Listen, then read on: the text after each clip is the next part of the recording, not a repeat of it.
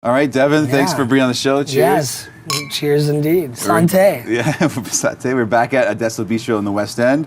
And if you haven't been here, how come? It's I know it's hidden, but it's a great place, a great happy hour, great brand new cocktail list and wine list. So I definitely recommend trying it out.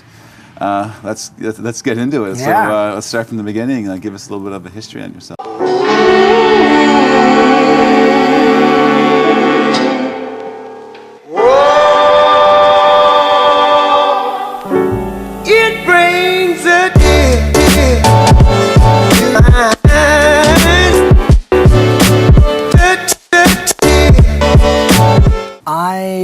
I was like 10 years old when I started taking photos, and that's kind of what led me to where I am now, I would say.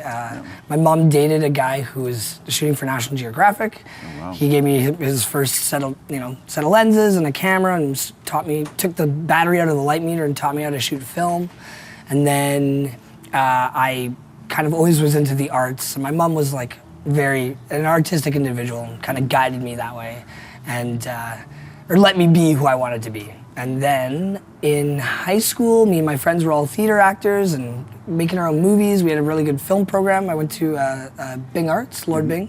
Okay. And we had like a green screen in our studio and a 3-chip camera, which was like all the rage. Like you could finally shoot 24 frames. And so that was like the beginning of me really wanting to be in film. And yeah, we just make movies, like crazy, weird movies. And from there, I had a family friend who was a director of photography, and then he kind of brought me under his wing when I was in grade 10. And I volunteered in the summer times in high school, just on MOWs, back when they were shooting film. So you volunteered? Yeah, so I like paid my dues, as they say, to really get myself like in the door. And then I loved it so much, and then as soon as I graduated high school, I went into the union and did the IATSE trainee program and became a camera assistant. And then I'll stop right there. So you went into the training program. For people that are always wondering, how do I get into the union? Yeah. Can you explain that then? Well, yeah, because camera's a little bit different than the rest of the departments, and it's always been a bit of a harder department to get into. It's a bit more what's the word I'm looking for? A club, maybe? Yeah, no, it's like they like to think it's like the special forces. They're like the elite, right? Because it's camera. But yeah, the training program used to be really, challenging. And I mean, it's not that it's not anymore, but it was. I think 300 people would apply and 30 people would get in, and then from that class, you had to do classroom work first, and then if you didn't get 80% or better on your exam, you're out of the program. Yeah. No second chance? No. No, you'd have to wait until they open it up again. Yeah. And then they put you on rotation, and then you're owned by the union. They send you to shows, and then that's where you get all your experience. Being wanted as a camera assistant. But yeah, no, that's like, there's a lot of different paths into it, but for me, the union was, I think, the right way to go, because you got onto big shows fast, and you got to see all the toys, all the cameras, all the lenses, and watch different DPs light and be on many different styles of show, and that was cool. And Vancouver is such an amazing hub for that, right? Exactly. What's the ladder you get to work up then, like different positions and different? It basically starts out like, traditionally it's camera trainee, and then once you do the trainee program, when I started, you had to have 180 days of traineeing, and then you could upgrade to become a second AC. And like traditionally back in the day, it's changed a bit now, but it was like you're 5 years per category. So you're like minimum 5 to maybe 10 years as a second AC, as a camera assistant. And then you could become a first. And then another, 5, 10 years, and then you could become a camera operator. And then another 5, so that's why all these DPs are like 100 years old. Yeah, and, exactly. Yeah. A lot of gray hairs for sure. Yeah, a lot of gray hairs, yeah. So yeah, it was like trainees, second AC, first AC, operator, then DP. That's kind of the ladder, yeah. There's one question on topic, but kind of left fielded. Why do you think most cinematographers are from Eastern Europe, or Oh yeah, the like Scandinavian. yeah, like, or just I don't know. Like I heard one Scandinavian DP, and I forget his name. He was like, "It's because it's so dark and gloomy and depressing there. Yeah. That's why we create such like emotional, images." exactly. Yeah. So basically, you answered all my questions. We're done. Oh, amazing.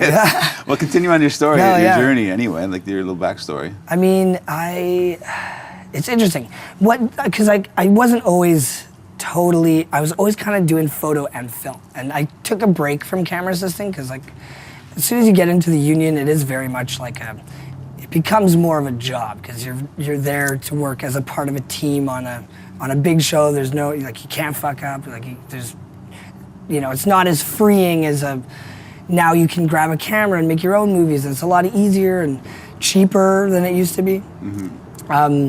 But when I kind of looked at some of these old, like grumpy, gruff, rough people in film, I'm like, I don't want to be that in like my latter years. I don't want to get stuck. Some people just get stuck because the money it's good. It's a very, a lot of people like that. So I was like, I kind of wanted to become a fashion photographer. So I kind of took a little bit of a sidestep in the middle there when I was like about 20 years old. Mm-hmm. And I started doing more like fashion photography and commercial photography. And then I specialized in hair photography. What is it that drew you to that kind of photography? I always really liked like really clean aesthetic, like high end, glossy, like that just appealed to me always. And I was like, the magazine just pops, right? Yeah, I just want that Rolex. Yeah, exactly, right? No, but shooting models, why not, right? Yeah, exactly. But it was, and also the abstractness that a lot of fashion could have within it. Like, that's a cool thing about perfume ads and things like that are, really abstract and weird and absurd. Like I love that. Yeah, I love just like art in general. Like, when you go to a museum and then you see like a really good installation art piece that makes you go like, oh fuck, why didn't I do that? Or like I love that kind of work and so I mean I'm inspired by all art. It's all cool. Speaking of and being inspired, who is someone that inspires you in your career path? I'd say as far as photography went, it was always Annie Leibovitz or like Herb Ritz or some of these like amazing, Steven Meisel in a modern sense, like these amazing fashion photographers. But Annie Leibovitz, for me, it was her lighting of faces that always got me. And I actually got to meet her in Cannes. Oh, no way. I was like, my idol, like, oh, what? Had all of like 5 minutes to chat with her and drool, basically. Just be like, Did all the questions you had in your head disappear, or did you like actually like? No, we kind of got talking. I was like, thank you for like inspiring like the contrast ratio of a face for me, because like I loved like her fall off always, and she like her work was just always just like perfect to me. I was just like, oh my god.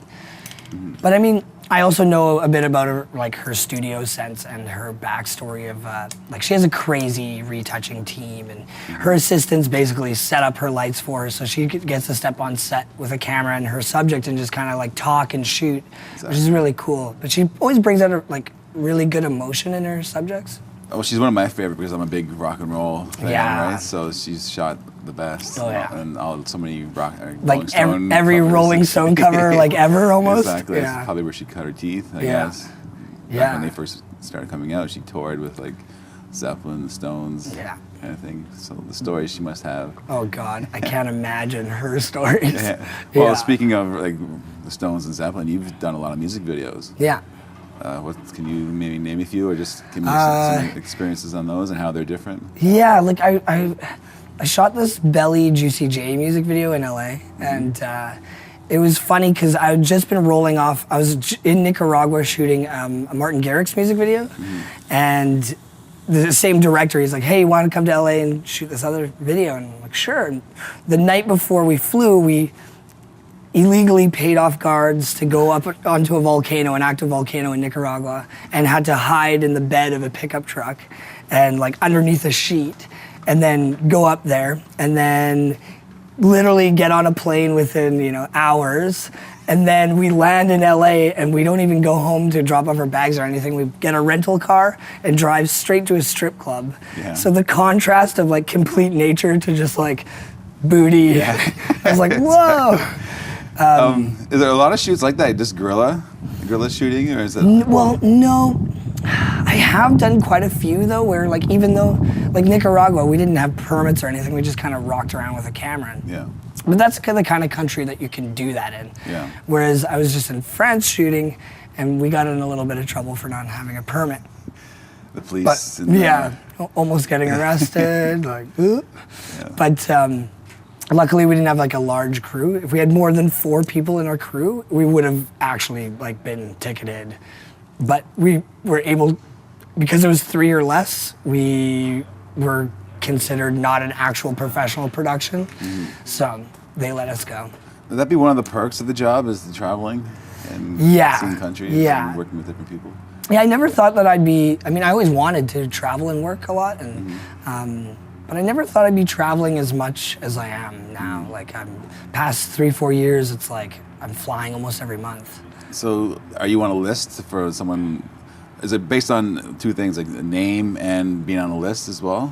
I think it's, as a director of photography, it's really your directors and your and the production companies, And really, I get a job if a director wants me to shoot their stuff. So if I'm working with enough directors that are doing bigger travel jobs and that kind of work, then that's where I get to go. But yeah, it's funny. Like, everyone kind of wants to get there, and then you're there, and you're like, oh my god, like, all right, here I am, like traveling. How many years have you been doing it for? Professionally as a cinematographer, I have been 4 years now. 5 years, yeah. Okay. 5 years is just like shooting. Well, for people that don't know, can you explain the job? Can you explain the role? So I like cinematography because it's the perfect blend of artistry and technical. And basically my job is to technically and visually create what the director wants and what their vision is, you know?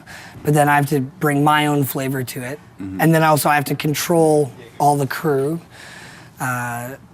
Gaffer, key grip, their teams, you know, my camera department, and I kind of set the pace for how fast we can shoot. You know, if your DP is a fast shooter, your set goes. You know, you can get a lot done. But also, if you really want to sculpt something, it just takes time to light certain things. You know, sometimes you need big lights, and other times you need no lights. But it really is, it's the relationship between the director and the DP that I find very important. Like, if you're not on the same page as with your director, you spend time setting up a shot and they're like, no, that's not what, you're like, oh, well, in my mind, this is what I heard you say. So that's why these relationships become really strong between DPs and directors, because they'll just know that, like, okay, my DP's in my head. I can go talk to my actor as a director, you know, and not worry about what's going on in set. Yeah, I'm sure like Scorsese and these guys have the same DPs. Exactly. Because you don't want to, why change things up when when something's each other's working. minds, right? So. Yeah, it's interesting. I mean, and there's a lot of different kinds of, like, there's DPs who also came from lighting as well, gaffers that don't know camera as well, and then there's DPs who are just camera but don't know lighting as well. So you always lean on your team to help fill your gaps, because it really is like all teamwork. You know, you can be the best DP in the world and come to a set and nobody, like, you don't have a great crew or anything, and you can't quite get to where you want to go because of that. But well, how do you achieve it then if you can't really? I know it's challenging sometimes. Like, I was in Chile shooting, and I was really having to push my crew more than I would like to. And it was like, come on, guys. What's it take to push a crew then? Like, how do you, like, what's your technique with, like, speaking to people? Is it iron fist, or is it like more trying to, like? I'm too nice for that. I'm not a yeller. I can't. I've been on too many sets where I saw people scream and yell and throw walkies on the ground, and you're just like, whoa, this is not. You know, this isn't that world. It's totally unnecessary. But I mean, it's always been a challenge because I'm so young as a DP that to gain the respect of the old dudes who are, 30 years plus experience, and they're like, who's this young kid showing up telling me what to do, but I'm like, well, I have like 12 years in the industry already. Like, Exactly. I always try and say, like, I came from crew. I know you guys, and I know what it takes. So don't think I'm just some kid trying to boss you around because I happen to get a job or something like that. Exactly. You know? It's not your first break, right? Yeah, exactly. It's not my first rodeo. Yeah. What's your goal? What are some of the things that you want to achieve? My goal, I really just want to make. My goal is just to really make art. Like, I just want to make art, like really strong, compelling work. You know, tell stories, and I like, just create as beautiful as imagery as I can without affecting the story. Because, I mean, Roger Deakins, would be my idol as a DP today. Yeah. He says it all the time.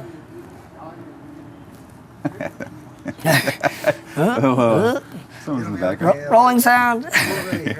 Exactly. Yeah. Quiet on set. We got some bogeys in the background. Yeah, exactly. Yeah. Where's our assistant? Yeah. Yeah, no, Deakins always says, you know, it's like, you can't sacrifice your image for a story. Like, it's really got to be about your story when you're making a film. I mean, with commercials, it's kind of interesting because it is so heavily relied on the imagery. I mean, depending what it is. It's cool now, and now we're seeing more narrative style commercials happen. Telling more stories. Yeah, it's kind of crossed over, bleeding into that world, which is, it's not the tide. Exactly, right? Yeah. Well, I think because maybe it's going more digital. Is it going to more online than TV? Yeah, that's also a thing now too, is when we shoot, like I'm always framing for square format for Instagram or Snapchat, and now we're doing vertical extractions as well, so you're kind of keeping that in mind a lot more and more now. Instagram has changed it up too now. The last couple days they added the TV. Yeah, Instagram TV. IGTV. Yeah, you can do the sideways flip kind of thing. Yeah. So yeah, it's interesting. It's a different world, I guess, right? Yeah, it's funny, when the Red camera first came out, I actually thought about specializing in vertical video because I saw this fashion photographer doing that. I was like, oh my God, that's genius. But it's been 10 years till this point where I'm like, oh, now the vertical video is coming. Yeah, well, it always takes a bit longer, I think, Yeah. right? But you saw something, right? And Yeah. oh, hey, we should jump. Well, especially because like advertising boards and screens in like malls and fashion stores and in like airports, a lot of them are these vertical format screens now. So I'm like, why wouldn't we be catering to that as well? Exactly. So I thought like, I could do a little niche market thing there. Why not, right? But I think half the time it's like, well, we still want horizontal. We'll just extract the vertical. Yeah. And it's like, damn. Exactly. Yeah. You mentioned Deakins, what he said. Is there anybody that has mentored you throughout your career so far? Yeah, so the DOP that took me under his wing is named Anthony Michi. He's a Vancouver local DOP. At that time, he was doing a lot of MOWs, and he was a family friend of a friend. My mom knew a wardrobe designer named Scarlett Johnson. Okay. And she like did Ninja Turtles and God, I forget what other movies. But yeah, she knew Tony. Tony kind of took me under his wing and fostered me, mentored me. And then I learned from all the camera assistants and operators and amazing people on set, you know, from that time on. And yeah, Tony was really the guy who was like, hey, come with me. We'll bring you in. Nice. Like, yeah, so I was very lucky in that way, you know. 100%. Yeah. Well, how about advice for somebody, for yourself, like 12, 15 years ago, or someone else starting out in the industry? Well, it's interesting. I would say it depends where you want to go, because there are so many facets and niches now that I've learned and discovered in the industry. You know, if you want to be a crew member and you want to work on the big Hollywood movies or Netflix shows in town, IATSE is definitely the way to go, and go union and learn the pro world, you know. But also because of technology, because when I started, it was still mainly film. Like the REYEZ had not even quite come out yet. Digital, it was like HD tapes, HD 50 tapes. I remember like DVC 50 or something, and that was like the Sony F900s, the cameras that shot Star Wars, like I guess episode 4 or 5. That was such a new world. And so film was still a very expensive game to be in. Like it was like the old man's club, you know? Exactly. You had to have the bucks. Yeah. And Lucas was the first guy to go like digital totally route, I guess. Yeah, I think he was like one of the first. They employed Sony to make the camera for that movie. And then with digital now, you can pick up a camera so much easier, so much cheaper than you used to be able to, and make your own stuff. So like if you're like, I just want to make my own art, I say do that. It's great. But if you want to like really learn proper techniques, like how to pass a lens properly and not, you know, be able to step onto any scale of set and know what's going on, like the Union is a really good trade and good teaching route to go. Nice. I would have an air of caution to film schools. Yeah. I don't know. I didn't do it, so I mean, that's my perspective. I'm sure there's lots of people who've gotten amazing relationships out of film schools. So caution to film schools. Yeah, I don't know. I don't want to be bad and like tell people don't go to film school, but if you want to work in the industry, you're kind of wasting time. Okay. If you want to work in IATSE in the Union, you're wasting time going to film school. You just go. Just do it. Just get in and work your way. Yeah, that's my advice. That's good. Yeah. What's your advice for someone that's graduating film school then? Just get in the just do it. Just keep making stuff. I mean, it's like like Scorsese even says, you know, just keep making content. Just keep shooting. Don't, you know, because every time you shoot, you learn something and you'll get better. Make mistakes and you learn. Hopefully, learn from the mistakes. Yeah. And just doing. Yeah. I mean, that's the one cool thing about the set world is that you really learn on the job, like properly how to use this weird piece of gear and what that is meant for. You know. Exactly. Yeah. You recently did, this recently got released, you did a commercial for Canon. I did. I shot a Canon commercial. How was that? It was really cool. It was really, really cool. The concept was really interesting. So it's very like lifestyle and modern, edgy, very young brand forward that they're going for. And they let me shoot film, which was awesome. Was the whole thing shot in film? Was it just? No, it was half shot on their C700, which is their kind of attempt at an Alexa, like a bigger, proper camera. You can get it in a PL mount as well. Shoots log C, and it's actually a pretty good image. I was kind of worried, and I knew I had to shoot all Canon gear, and I was like, oh, I don't know. But I've as a photographer, I always loved Canon, so I'm like, it's cool that you're shooting for a camera company. But they let us shoot 16 as well. One second, sorry. So sorry, I didn't mean to interrupt you, but you're saying you're shooting all Canon, obviously. Yeah, so I just shot Canon lenses, their Cine line of lenses, and then on their C700. And it put out a really nice image, actually. I was pleasantly surprised, and it felt like a proper camera. It wasn't too plasticky, like it was, it was great. Who was in the video? We'll show a clip too of his. Have you sent it to us, maybe? We shot Jessie REYEZ, who's a Canadian artist. She just won a Juno. Then we had Henry Hu, who's a Vancouver photographer. Like, it follows a lot of rappers and does a lot of concert photography and travel photography. Then we had Jessica Kobayashi. She's from Detroit. She's a fashion photographer and has a vlog. And we had Daniela. Oh God, Andrade. I gotta find her last name. We'll post it. No worries. Yeah. She's gonna hate me. No, sorry. We're under pressure here. I know. And Daniela Andrade. Oh God. So there's a lot of people that were like. They're influencers. Yeah, influencers, exactly. Yeah. So that's kind of like the theme of the shoot. Yeah, exactly. They wanted to show these influencers using their. It was for their mirrorless line of cameras. Okay. So they have, I think there's 4 in the line, and all with different features. Some have like flip-up screens that can turn around, so you can do like selfies or for vlogging, that kind of stuff. Yeah. But they're all mirrorless 2/3 chip cameras. But you can put the EOS mount adapter on and use your your L series lenses or all your Canon glass on it. Oh, nice. Yeah, they're really cool. Right on. Yeah, they're nice little cameras. You've been many places. Can you maybe remember some interesting favorite moments? I'd say that one of the most fun I've had on a travel job was when in Thailand we did a branded commercial for Lipton iced tea. Okay.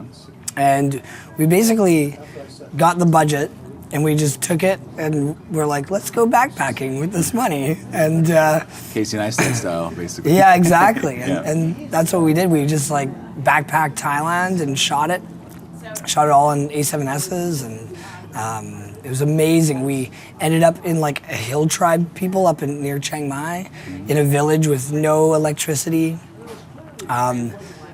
Like they were gonna sacrifice a pig for us. We're like, no. No way. It's okay. You don't need to sacrifice the pig. Like let him live. And we So like, Canadian. yeah, it was crazy. And then we went like tarantula hunting, and we had an amazing guide. And what else did we do? We were hanging off the back of pickup trucks, filming, swimming. There was like a crazy rainstorm in Koh Tao, or on Riley Beach, and it washed all the sand away. And we went out and we were filming in the rain, and it was just torrential, crazy, but so beautiful and warm. We met like these amazing girls on the train up to Chiang Mai, and we abducted one of them to be our like actress in the movie. And it was a really beautiful experience. Also Tokyo was shot a Google Plus commercial there. Okay. We did it very guerrilla, and it turned out amazing. Like we met so many people along the way, and at like this jazz karaoke club, and the owners are our friends now, and we like partied there and sang and had a rap party there, and no way. It was great. Yeah. It's good memories. Your Instagram must be pretty pretty off the chain, I guess. Yeah. Looking pretty good. What do you do about obviously you take personal photos and all these journeys and stuff. Yeah. And video. What do you do with Yeah, I them? try to bring a 35mm cam with me wherever I go, because I like shooting film. Yeah. And I have like this really sweet little rangefinder Minolta that's just a point and shoot film camera. And actually, I worked on Tron, and on Tron, oh my God, why am I forgetting the actor's name? From the original. Bridges. Yeah, Jeff Bridges. Yeah. So Jeff Bridges, one really cool thing that he does is he shoots on a Hasselblad X-Pan camera, and he takes black and white photos on all of his sets. And he makes Hold that thought real quick. All right. Sorry. So you were saying Tron, Jeff Bridges shoots on... He shoots on an X-Pan, and what he does is he makes a book for the crew at the end of every show he works on. And it's just these beautiful... He's a really good photographer, actually. I can imagine. He's been at it since he was a kid, his dad. His dad was a photographer, Yeah, so it's really cool. So I have a book. It's just so cool. Like it's a really nice personal touch like that. But yeah, I mean, sometimes it's hard. You want to always have really nice BTS, but you're like, we don't have money to pay a guy to be with us the whole time. And we'll try and do it, but I'm usually strapped with a camera on me, so for me to then like switch up the next. to grab another camera to shoot something, it can be difficult sometimes, but I do what I can. Yeah. Try that out. It's fantastic. Wow. Oh my God. Hello, how are you?